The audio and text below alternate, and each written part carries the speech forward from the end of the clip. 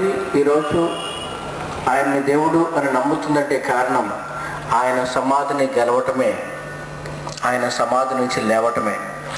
ఇదే విషయాన్ని ప్రభు ఒక దేవాలయం పాడైపోయినప్పుడు చెప్తున్నటువంటి మాట, ఈ దేవాలయం పడిపోతుంది, దీన్ని పడగొట్టి 3 దినంలో నేను కడతాను అని చెప్పినప్పుడు ఎవరికి అర్థం కాలేదు.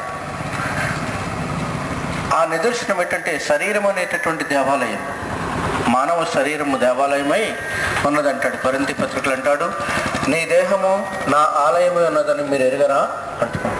కాబట్టి మానవ శరీరం అనేటటువంటి ఆ దేవాలయాన్ని ప్రభు అయినటువంటి యేసు పడగొట్టి 3 దినాల్లో ఆయన లేపినట్టుగా మనకు కనబడుతుంది.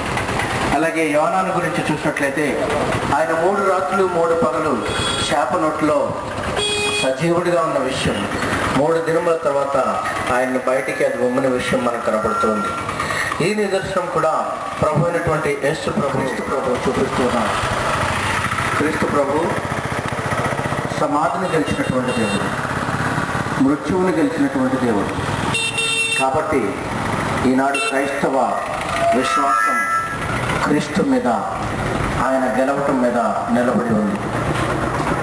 ఇదే మొట్టమొదటి పండుగ, క్రైస్తవ లోకానికి స్థిరమైనటువంటి శాశ్వతమైనటువంటి పండుగ.